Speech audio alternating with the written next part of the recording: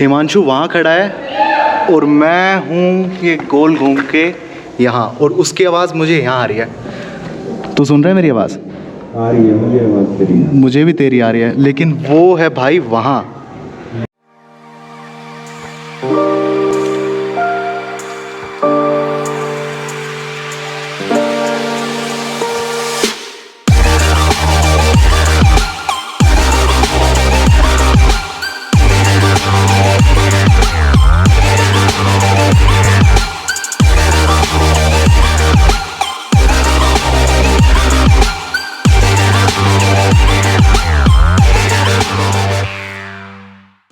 Free drinking water भैया ले लूं? हाँ ले लो भैया, कितने ले लूं? कितने भी ले लो, जितने चाहे उतने ले लूं? कट्टा ले लूं? ले लो। अच्छा चलो, थैंक यू थैंक यू। तो बाजार घूमने के बाद आइए मैं आपको लेकर चलता हूँ गोलकोंडा फोर्ट की तरफ। और अब मैं आ चुका हूँ गोलकोंडा फोर्ट, और यहाँ से पीछे से एंट्रेंस है और हम अभी अंदर जा रहे हैं और देखते हैं क्या है। तो ये हमारे सामने है गोलकोंडा फोर्ट का पूरा मैप। अगर आप ध्यान से देखें तो अंदर 24 चीजें बनी हुई हैं।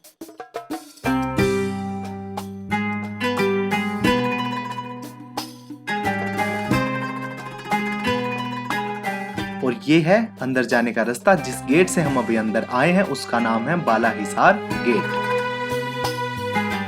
और जब आप गोलकोंडा के अंदर आएंगे तो सबसे पहले आपको दिखेगा ये क्लैप पॉइंट। अगर आप बिल्कुल इसके बीचों बीच नीचे खड़े होकर क्लैप करेंगे तो वो इको करेगी, और अगर आप साइड में आकर यानी कि थोड़ा सा पीछे आकर यहाँ करेंगे तो वो नहीं करेगी। मैं आपको दिखाता हूँ।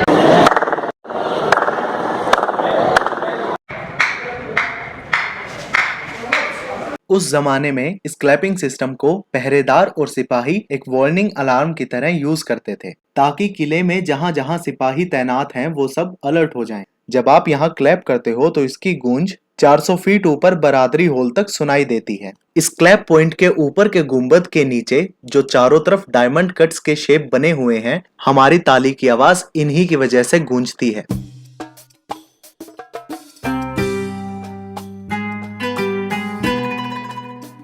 तो चलिए हिस्ट्री जानने से पहले इस किले के नाम का मतलब समझते हैं। गोलकोंडा जो कि तेलुगु लैंग्वेज के वर्ड्स हैं, और इनको हिंदी में ट्रांसलेट करें तो गोला का मतलब होता है चरवाहे जो कि गाय बकरी चराते हैं, और कोंडा बोलते हैं पहाड़ी को।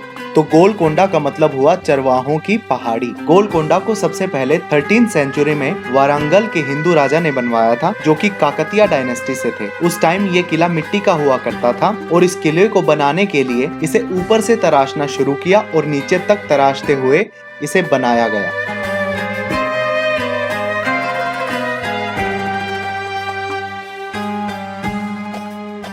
इस किले पर 4 डायनेस्टीज ने रूल किया। सबसे पहले काकतिया डायनेस्टी, बहमनी डायनेस्टी, कुतुब शाही डायनेस्टी, और सबसे बाद में आया मुगल साम्राज्य। कुतुब शाही डायनेस्टी ने 16th सेंचुरी से लेकर 17th सेंचुरी तक गोलकोंडा पर राज किया।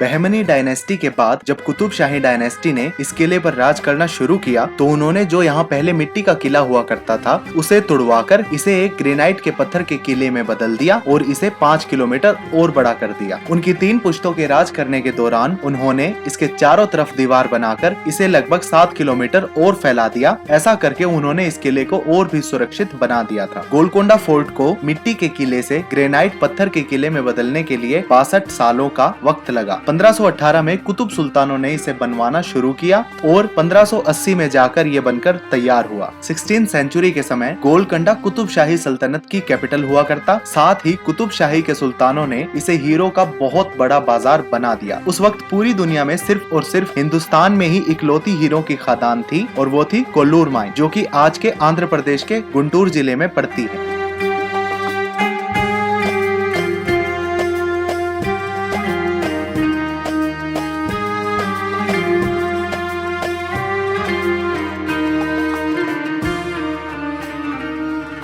गोलकोंडा किला 11 किलोमीटर के एरिया में फैला हुआ था।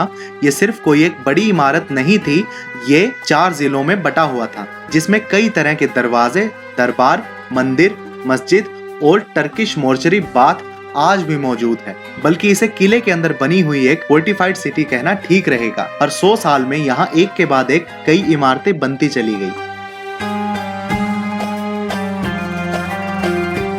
1687 में मुगल बादशाह औरंगजेब ने इस किले पर हमला किया। इसे जीतने के बाद तबाह करने का हुक्म देकर चले गए। मुगलों ने हैदराबाद को निजाम उल मुल्क आसफ जहाँ वन को सौंप दिया, जो कि हैदराबाद के फर्स्ट निजाम थे। अब क्योंकि निजाम जो थे वो सुन्नी मुसलमान थे और जो कुतुब शाही डायनेस्टी के सुल्तान थे वो शिया मुसलमान थे, जिसके चलते निजाम ने गोलकोंडा फोर्ट को पलट कर भी देखना जरूरी नहीं समझा। और फिर हुआ ये कि 1687 से 1957 तक यानी 270 सालों तक ये किला बंद रहा।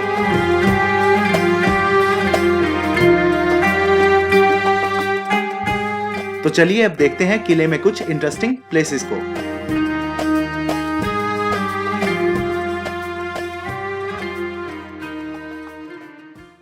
इस किले की दीवारों को मिट्टी, चूना पत्थर, गोंद, दाल, शहद, गुड़ और जहर मिलाकर बनाया गया है ताकि ये मजबूती के साथ टिकी रहें और इनमें कभी कीड़े ना लग सकें।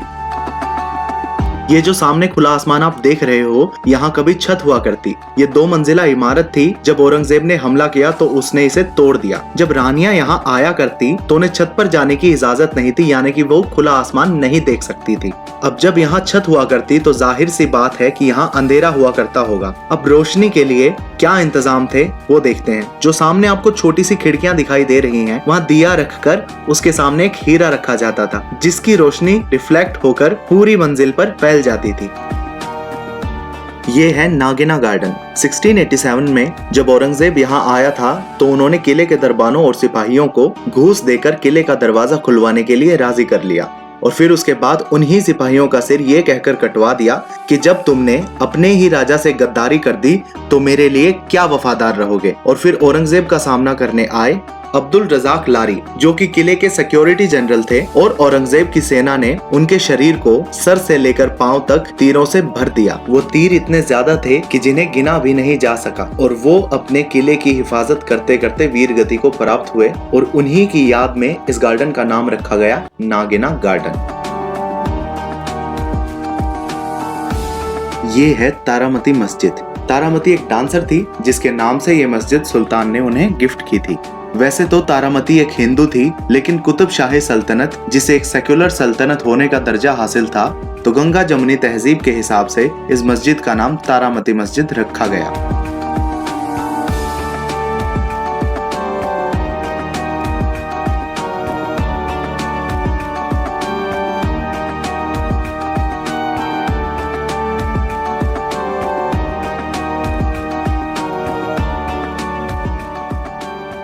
ये है तारामती का बेडरूम। ऊपर गर्म और ठंडे पानी के पाइप्स हैं जो कि यहाँ से राजा के बाथरूम तक जाते थे। अब उस जमाने में इलेक्ट्रिसिटी नहीं थी तो नीचे वहाँ सामने पानी स्टोर करते थे और मटकों के अंदर लकड़ी और कोयला जलाकर उसे गर्म किया जाता था। फिर गुलाम नीचे लकड़ी से बने हुए चरखे को घुमाते थे, जिसकी वजह से पानी राजा के बाथरूम तक जाता था।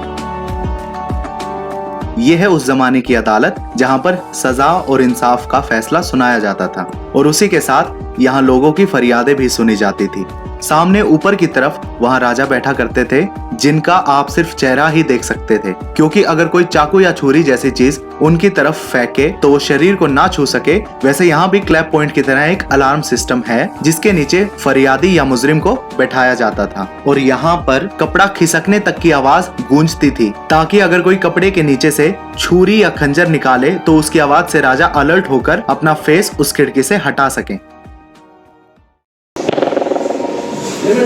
फिर से करके दिखाना।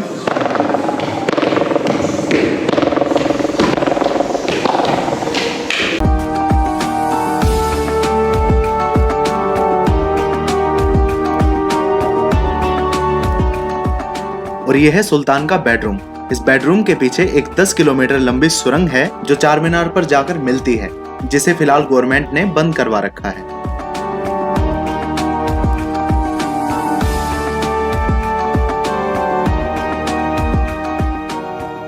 और ये है इस किले का मैजिक रूम। इसे मैंने मैजिक रूम क्यों कहा, चलिए आपको दिखाता हूँ।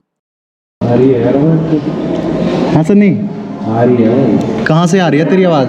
अरे हाँ ये कितना किस तरफ? इस तरफ दीवार में। कहाँ तू कहाँ है? अच्छा वहाँ से आ रही तेरी आवाज़, कैसे आ रही है? एक सेकंड भाई, एक सेकंड। हिमांशु वहाँ खड़ा है और मैं हूँ ये गोल घूम के यहाँ, और उसकी आवाज़ मुझे यहाँ आ रही है। तू सुन रहा है मेरी आवाज़? आ रही है मुझे आवाज़ तेरी। मुझे भी तेरी आ रही है, लेकिन वो है भाई वहाँ। लेकिन मैं इधर आवाज़ आ रही है मेरी। तुझे आ रही है मेरी? हाँ तेरी आ रही है मुझे। ये मुझे तो आ रही है भाई तेरी। मुझे भी आ रही है। मुझे भी आ रही है। हाँ हाँ ये चीज़ बताते हैं दिल्ली में आपकी बहुत अच्छी है। जी, जी, आपका जी। बात करने का डिसिप्लिन बड़ा पसंद है। ये गैर बता हम तो बात की सीधा अंदर ही चले थे, आपकी मोहब्बत बता दिल पर। जी चलिए जी जी। धीरे बात करना। तो यहाँ ये बात साबित हो रही है कि दीवारों के भी कान हो रहे हैं। अगर आप वहाँ कुछ बात कर रहे हैं तो इसके ऊपर राजा का बेडरूम है, तो वो वहाँ बैठकर बातें सुन रहे होते थे। अगर कोई नीचे ही नीचे कोई साजिश या किसी तरह की कोई बात करता हो तो। इस रूम के सामने निकलते ही यहाँ है रानी महल। यहाँ तारामती और पीरामती जो कि डांसर्स थी, वो डांस किया करती। नीचे बैठा करती राजा की 360 रानियां, और राजा खुद वहां ऊपर बैठा करते।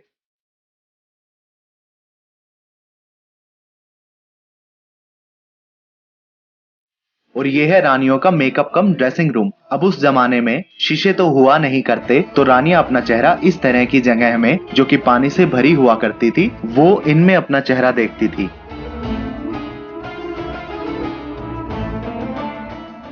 लोकेशन देख लो, दरबार हाल है, बंद है। ये सीढ़ियों से रास्ता बंद कर दिया 2020 में, लॉकडाउन में बारिश में गिर गया दीवार। हाँ अच्छा जी। ज़रा ऊपर जो हरा पेड़ दिख रहा ना, हाँ बस वो मंदिर है महाकाली, बस वो कुछ भी नहीं है। उधर राइट को देखो, 2 टावर दिख रहे हैं, हाँ वो मस्जिद है। अच्छा जी। उसका सेम डिज़ाइन चार मीनार, उसके हाँ। नीचे अंबार खाना चावल का स्टोर है। हाँ यहाँ के नौकरों को 2 kg राइस 1 kg मटन खाते, पैसा नहीं, वाइफ नहीं, लड़के नहीं, अच्छा नो कैश नो वाइफ, खाली अच्छा। फूड फ्री है। अगर राजा मीटिंग में चले गए, रानी महल में गड़बड़ हो गया, हाँ या दासी खड़ के बोलते राजा नीचे आओ, अच्छा या बोले तो 480 फीट ऊपर राजा को सुनाई देता। अच्छा जी। सुनना चाह रहे हैं आप? बोलो। हाँ जरा। ये भाई यहाँ क्लैपिंग कर रहे हैं, और वहाँ सुन रहे हैं आप? वहाँ ऊपर सुनाई दे रही है वो। एक बार और करना।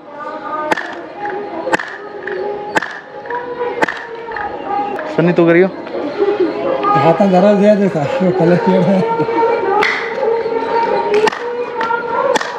क्या बात है? चलिए तो 2 से हेलो बोलो, हेलो 2 से हेलो पुकारो, बोले। 2 से बोलो हेलो। अगर आप यहाँ कुछ बोलते हैं तो भाई वो वहाँ सुनाई दे रहे हैं। हेलो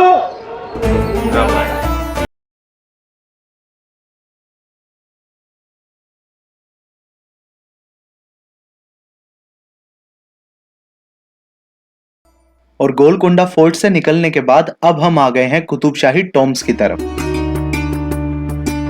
कुतुबशाही टॉम्ब्स यानी कुतुबशाही सल्तनत के मकबरे, जो कि बसे हुए हैं गोलकोंडा किले के बंजारा दरवाजे के बेहद करीब। ये 7 टॉम्ब्स इब्राहिम बाग के अंदर बनी हुई हैं।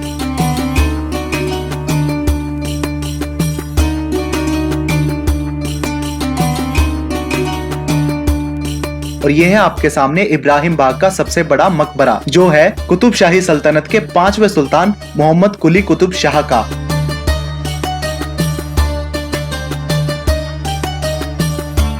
इस मकबरे के ठीक सामने आपको वहां दिखता है गोलकोंडा किला, और जैसे ही आप इस मकबरे के अंदर जाएंगे आपको दिखेगी उनकी कब्र।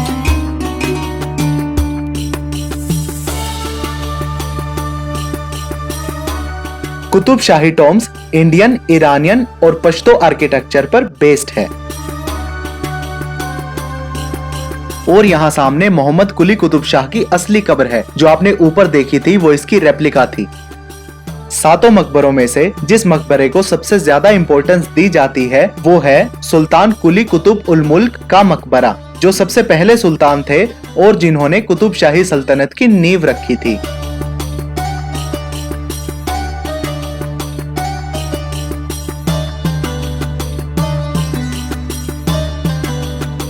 और यह है उस जमाने का रेन हार्वेस्टिंग सिस्टम, जो कि आज भी ऑपरेशनल है। इस्लाम में क्या होता है कि जब कोई मर जाता है तो उसको फाइनल बात दिया जाता है। अब ऐसा नहीं था कि उस वक्त हर ज़माने में पानी मौजूद हो, तो क्या करते थे कि ऐसे इस तरह के ड्रेनेज सिस्टम वो बनाते थे जिससे पानी इकट्ठा होता था और जाता था इस तरह की बावड़ी में। तो उनको इस चीज़ की दिक्कत नहीं होती थी कि जब भी किसी की डेथ हो तो वो पानी कहाँ से लाएंगे, कहाँ लेकर जाएंगे, कैसे वॉश कराएंगे। तो ये जैसे ही बारिश होती थी ये भर जाता था। तो किसी की डेथ होती तो उसको वहाँ फाइनल रूम में ले जाके, क्या बोलते हैं भी इसको, मोर्चरी बात, उसको क्या बोलेंगे, मोर्चरी बात। तो उसको मोर्चरी बात में ले जाके वहाँ नहला के मस्जिद में प्रेयर्स करके उसके बाद उसको दफना देते थे। तो ये है वो मोर्चरी रूम जिसके बारे में हम अभी बात कर रहे थे, और ये टर्किश आर्किटेक्चर से बना हुआ है। और इसके बिल्कुल ठीक सामने ये है एडवाइजरी कम प्रेयर रूम, जहाँ प्रीस्ट उनके लिए आखिरी प्रेयर पढ़ा करते।